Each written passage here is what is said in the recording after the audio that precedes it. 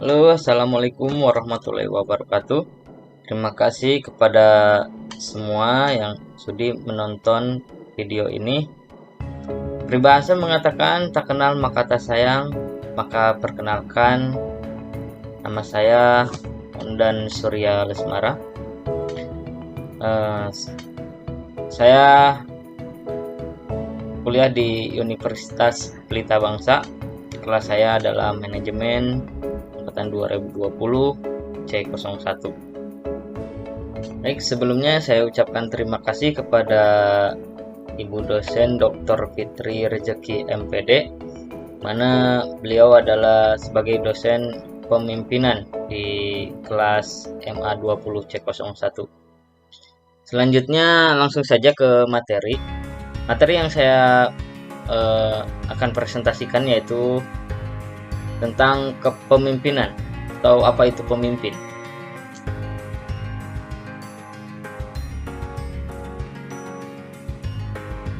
Pemimpin adalah individu yang melakukan proses mempengaruhi sebuah kelompok atau organisasi untuk mencapai suatu tujuan yang telah disepakati bersama. Sedangkan kepemimpinan adalah sifat yang diterapkan individu yang bertindak sebagai pemimpin untuk mempengaruhi anggota kelompoknya untuk mencapai sasaran dan tujuan yang telah disepakati bersama. Nah, selanjutnya adalah hakikat pemimpin. Apa itu hakikat pemimpin? Karena manusia merupakan makhluk sosial dan heterogen yang memiliki kepentingan yang berbeda sehingga butuh diselaraskan dan diarahkan untuk mencapai tujuan bersama.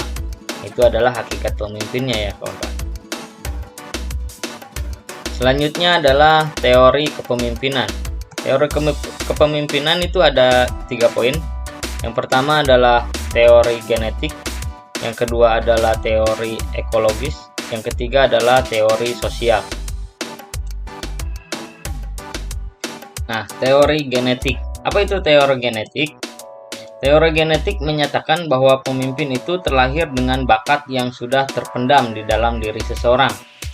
Misalkan raja itu mewarisi anaknya itu sebagai calon pemimpin di sebuah kerajaan tersebut, atau di perusahaan ada sebuah owner atau yang punya perusahaan itu akan mewariskannya lagi kepada anaknya. Nah, itu teori genetik yang disebut kepemimpinan teori genetik.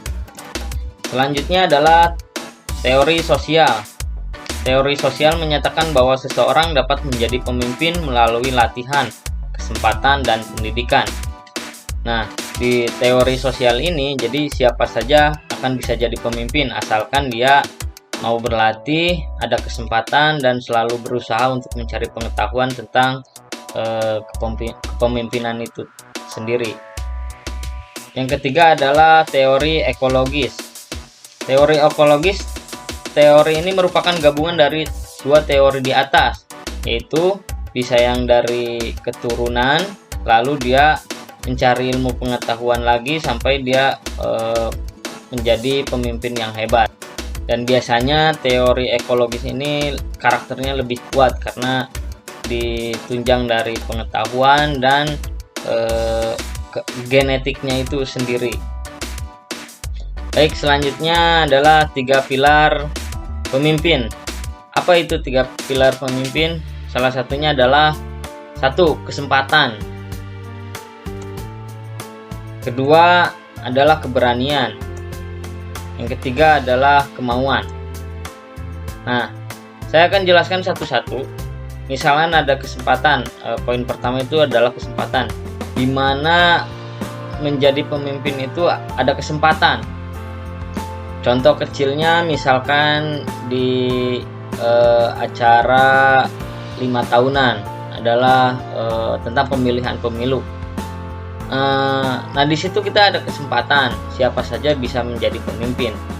Nah, itu yang disebut kesempatan.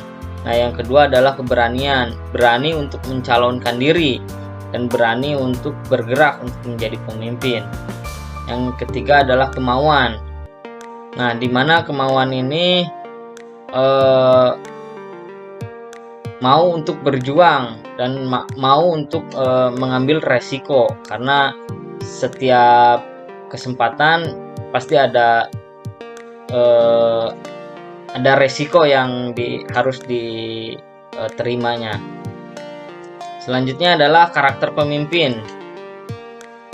Apa itu karakter pemimpin? Nih, di sini ada poin-poin karakter pemimpin. Yang pertama adalah pendirian teguh.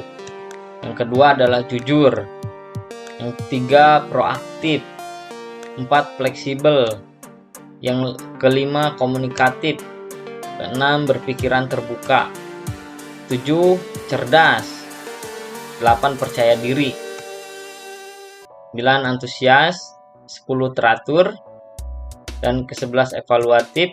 Dan ke-12 adalah penuh penghargaan.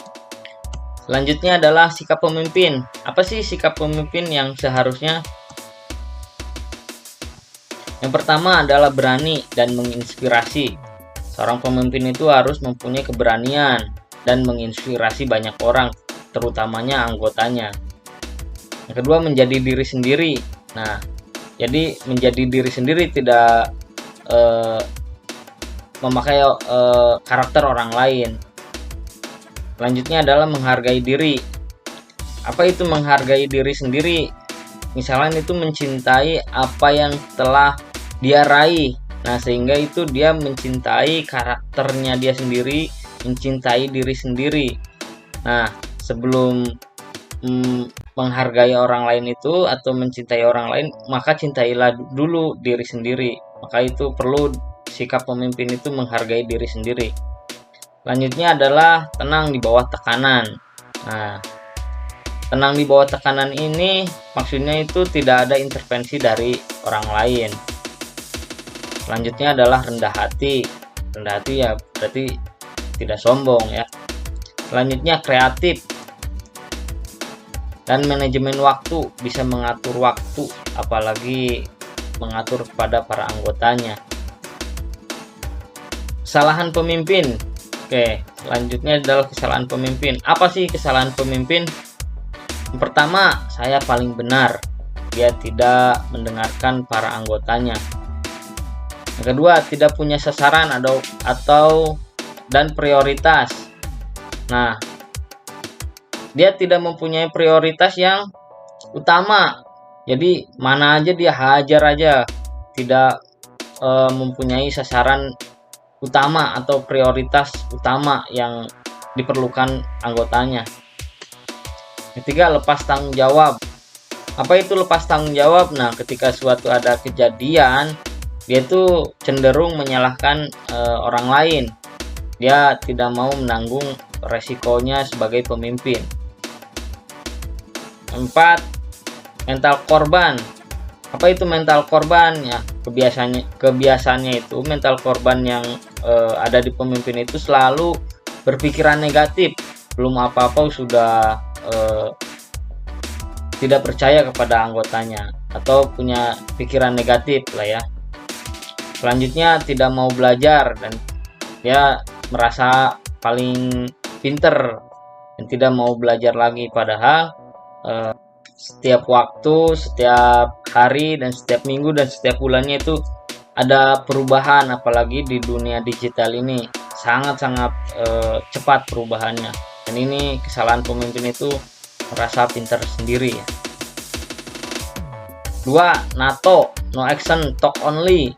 Nah, itu dia cuma ngomong, tidak mau terjun langsung atau gak terjun ke lapangan. Biasanya itu cuma ngomong aja. Ya, no action, talk only, singkat NATO ya. Bagaimana membentuk jiwa kepemimpinan? Nah, ini teman-teman, bagaimana membentuk jiwa kepemimpinan? Dimulai dari diri Anda sendiri, kawan-kawan. Karena menjadi pemimpin itu harus bisa mengontrol dirinya dulu sendiri, baru memimpin orang lain. Nah, ini dia. Sebelum jadi pemimpin, maka bentuk dulu dirimu sendiri. Jadi sebelum memimpin orang lain itu pimpin dulu dirimu sendiri, baru memimpin orang lain. Jadi sebuah pemimpin yang hebat. Nah, itu saja kawan-kawan yang saya bisa presentasikan. Kurang lebihnya mohon maaf. Apabila ada kata-kata yang salah mohon dimaafkan. Dan apabila yang kurang mengerti maka bisa komen di kolom chat komentar ya. Jangan lupa like, share, dan subscribe. Oke, terima kasih. Assalamualaikum warahmatullahi wabarakatuh.